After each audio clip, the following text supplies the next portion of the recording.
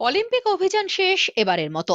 London থেকে শহরে ফিরল ভারতীয় আর্চারি দল। লর্ডসে ব্যর্থতার কারণ হিসেবে রাহুল জয়ন্তদের অসুস্থ হয়ে পড়াটাকেই দায়ী করছেন জাতীয় তীরন্দাজি দলের কোচ লিম্বারাম। রাহুল বন্দ্যোপাধ্যায়ের মতে লর্ডসের হাওয়া ও অসুস্থতাই বড় সমস্যা হয়ে দাঁড়ালো। লর্ডসের খামখেয়ালি হাওয়ার জন্য শুধু ভারত নয়, অনেক দেশকেই ভুগতে হয়েছে।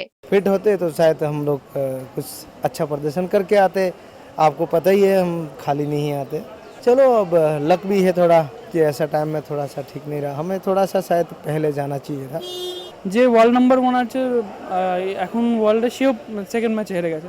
মানে ওরা বা আমরা নয়, এখন এবারে যারা অলিম্পিক চ্যাম্পিয়ন তাদের কোনো ওয়ার্ল্ড র্যাঙ্কিংই নেই, মানে অনেক পেছনে। তো এইটা অনেকটা ডিপেন্ড করছে সেই দিন সেই মুহূর্তে কিরম চালাচ্ছে।